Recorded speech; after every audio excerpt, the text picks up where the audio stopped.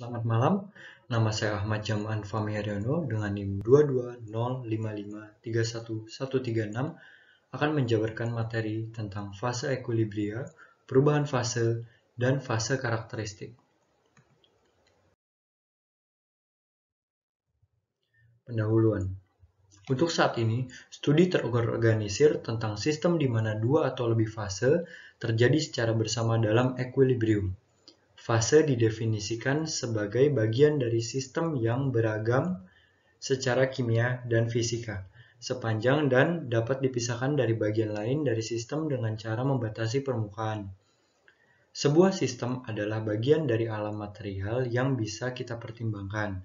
Keseimbangan antara dua atau lebih fase dalam suatu sistem mudah dipelajari dengan bentuan aturan fase yang diturunkan termodinamika oleh J. Willard Gibbs sejak tahun 1878. Aturan dan definisi tahap.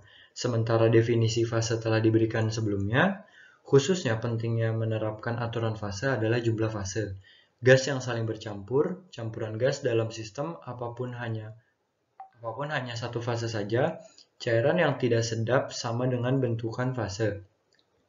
Sedangkan dalam kasus cairan tak bercacat, jumlah fasa sama dengan jumlah cairan dalam sistem. Padat memiliki komposisi kimia yang sama namun berbeda struktur kristal polimorf, merupakan fase yang berbeda. Dan begitu juga padatan berbeda komposisi kimia yang berbeda, kecuali padatan padat larutan. Sebagai contoh, kuningan adalah paduan fasa tunggal, tembaga, dan zin. Dan rubi adalah fase tunggal oksida aluminium yang mengepul oksida aluminum terlarut atau CrO. Perlu dicatat bahwa fasa tidak perlu dilakukan dalam satu unit, tapi dapat terbagi menjadi beberapa unit yang lebih kecil. Sejumlah komponen pada equilibrium adalah bilangan terkecil dari unsur konstituen yang berbeda secara independen. Dalam hal komposisi, setiap fase sistem dapat diekspresikan. Itu sistem air di titik triple, misalnya, hanya memiliki satu komponen saja, karena semua tiga fase es, cair, dan uap pada dasarnya H2O dalam komposisi. Mengingat lagi sistem yang lebih kompleks seperti disosiasi kalsium karbonat sesuai persamaan CaCO2, CaO plus CO2. Ada tiga fase yaitu CaCO3 padat, CaCO padat, dan gas CaCO2. Namun jumlah komponen 2 karena komposisi masing-masing dari tiga fase dapat diekspresikan dalam bentuk dua molekul spesies, misalnya CaCO dan CO2.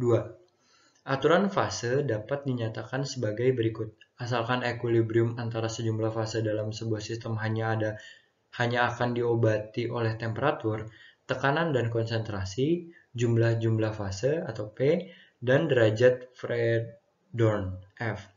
Dari sistem melebihi jumlah komponen E2 adalah P plus F sama dengan C plus 2. Selanjutnya, titik triple, titik O pada gambar 1.1, temperature. Dalam kasus ini, P sama dengan 3, C sama dengan 1. Oleh karena itu, F sama dengan 1 min 3 plus 2, sama dengan O.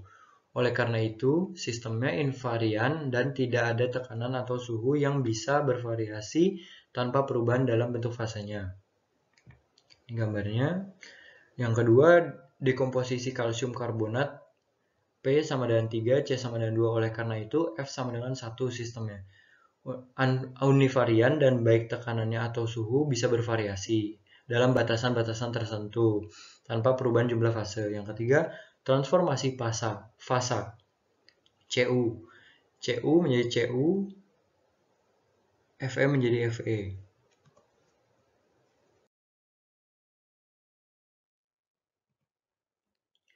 Tekanan uap logam dan paduan sangat kecil dan kecil bisa terbengkalai. Oleh karena itu, hanya dua variabel yang perlu dipertimbangkan. variabel yang perlu dipertimbangkan yaitu suhu dan konsentrasi.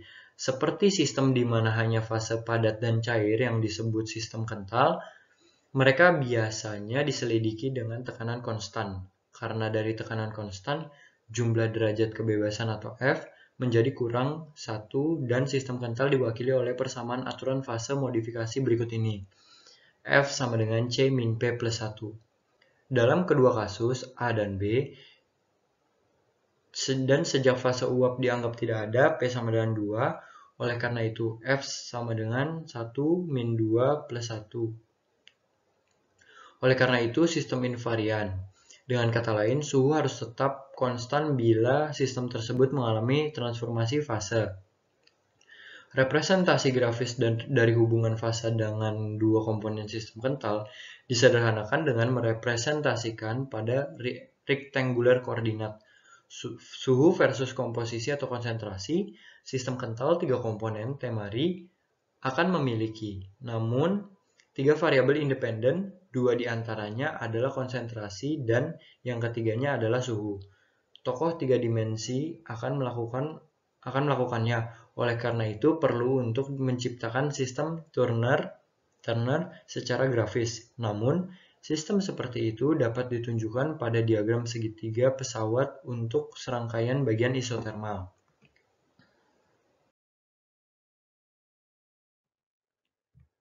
1.3 Equilibrium tahap 1 dan 2 komponen sistem. Sistem 1 komponen. Bahan murni merupakan satu komponen sistem. Dalam sistem seperti itu, fase yang berbeda memiliki komposisi yang sama.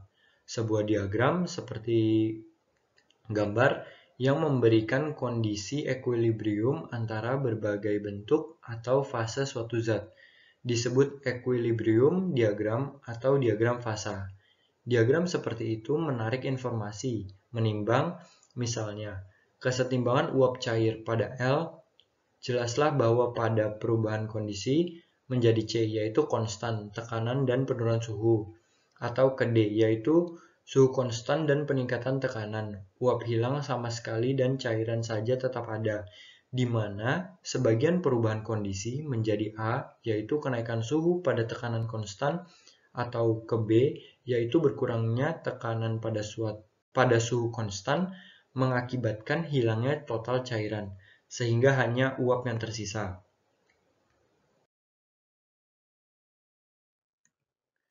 Bahan murni merupakan suatu komponen pada sistem. Dalam sistem seperti itu, fase yang berbeda memiliki komposisi yang sama. Sebuah diagram seperti gambar yang memberikan kondisi equilibrium antara berbagai bentuk atau fasa suatu zat disebut equilibrium diagram atau diagram fasa. Diagram seperti itu menarik informasi menimbang misalnya kesetimbangan uap cair pada L. Jelaslah bahwa perubahan kondisi menjadi C, yaitu konstan tekanan penurunan suhu, atau D, yaitu suhu konstan peningkatan tekanan.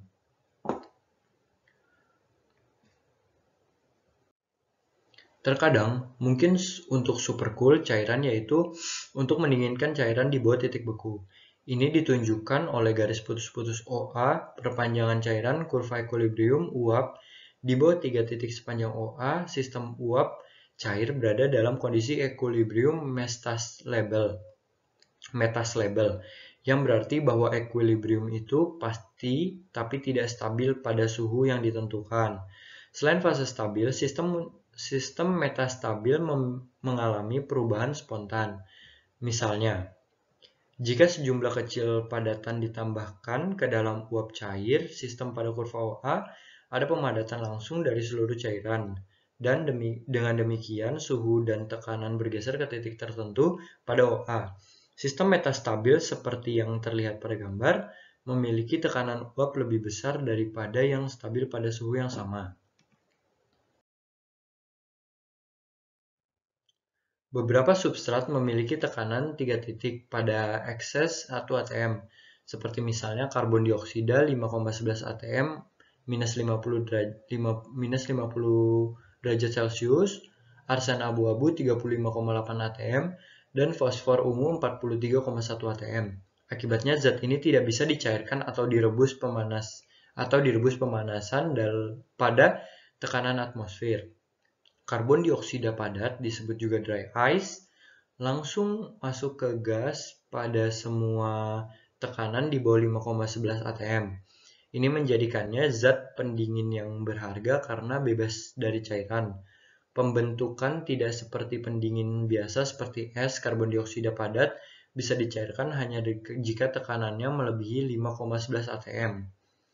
Menyajikan informasi yang tersedia tentang fase air yang terjadi pada tekanan dan suhu sedang, gambar menunjukkan perilaku fase pada tekanan yang sangat tinggi, banyak fase padat baru. Sesuai dengan bentuk kristal es ditemui, terlihat bahwa pada tekanan yang semakin meningkat, padatan yang memisahkan dari air adalah S1.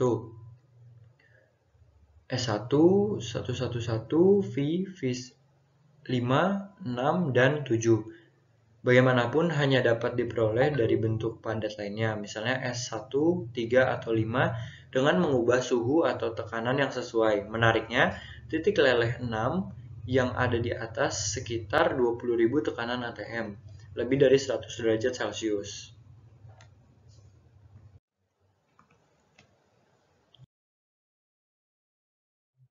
Karena F tidak dapat negatif, maka mengikuti aturan fase Bq1.2 bahwa nilai maksimum P adalah 3, yang berarti tidak lebih dari 3 fase polimorfi dapat berada dalam equilibrium yang stabil dengan masing-masing lainnya pada saat bersamaan. Ini selaras dengan pengamatan. Seperti perubahan keadaan, polimorfi peralihan dari suatu fase padat ke tahap lainnya adalah transformasi dari urutan pertama. Dengan demikian, terjadi suatu perubahan yang tidak disengaja pada energi internal, sistem pada suhu, transisi dengan evolusi atau penyerapan panas yang sesuai. Tidak ada titik kritis yang pernah diamati dalam transformasi polimorfi. Ini adalah titik perbedaan mendasar antara fenomena polimorfi dan fenomena perubah keadaan. Tidak adanya titik kritis antara dua fase padat kristal adalah, namun cukup diharapkan sejak transisi terus-menerus dari suatu padat ke yang lain. Tidak mungkin. Selanjutnya,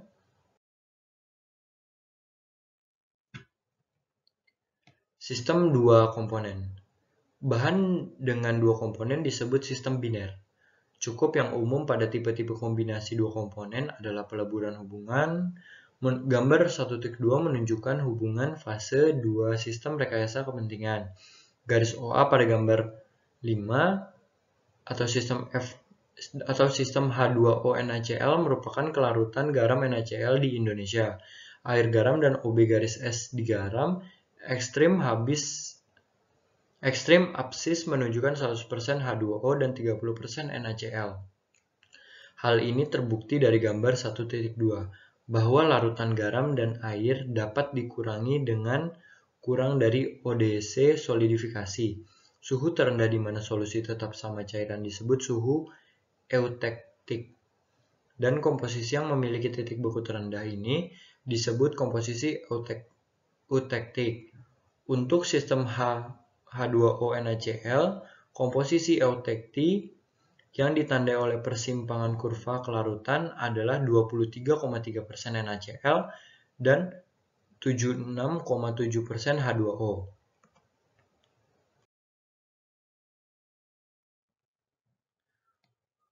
Komposisi ekstetik untuk sistem H2O CaCl2 ditunjukkan pada gambar 1.2b adalah 29% CaCl2 dan 71% H2O. Kalsium klorida, larutan komposisi ini tetap cair pada suhu serendah, mungkin minus 51 derajat Celcius. Sementara larutan NaCl yang sama membeku pada minus 21 derajat Celcius. Kalsium klorida dan bukan natrium klorida sebelumnya digunakan lepasan es dari jalan raya di daerah yang sangat dingin. Kelarutan dan hubungan pembukaan yang meleleh seperti yang telah kita lihat di atas cukup umum pada semua jenis kombinasi komponen, termasuk sistem panduan biner. Kita bisa mempelajari panduan semacam itu paling efektif dengan menggunakan diagram fasa equilibrium bagian 1S. Dikhususkan untuk subjek itu. Sebelum ini kita akan mengubahnya perhatikan secara singkat.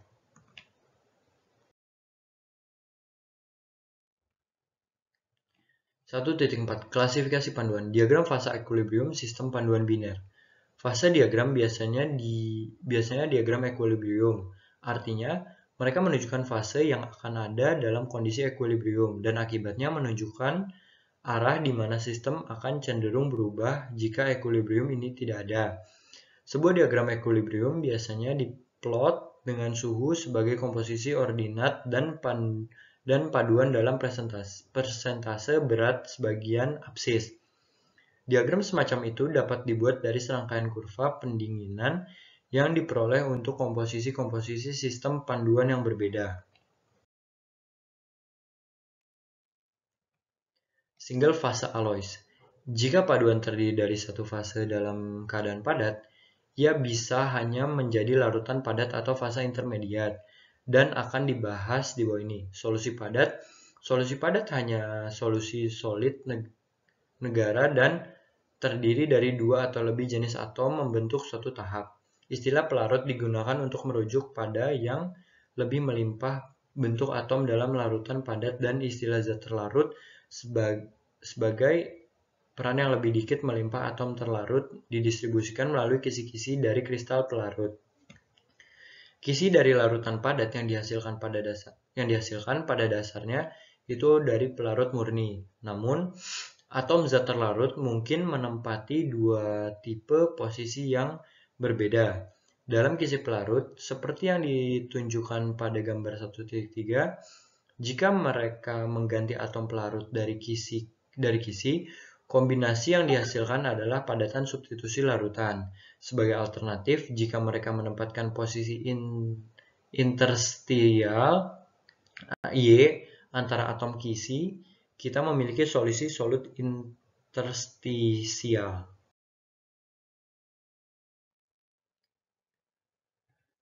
Solusi padat substitusi alloys jenis ini sering dibuat meningkatkan kekuatan logam yang diberikan sejumlah aturan umum yang tersedia.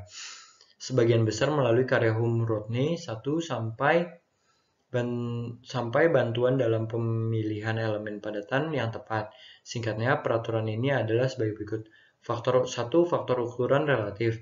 Solubilitas padat yang ekstensif dari suatu logam di logam lain hanya terjadi jika diameter dari pelarut dan atom terlarut berbeda kurang dari 15%.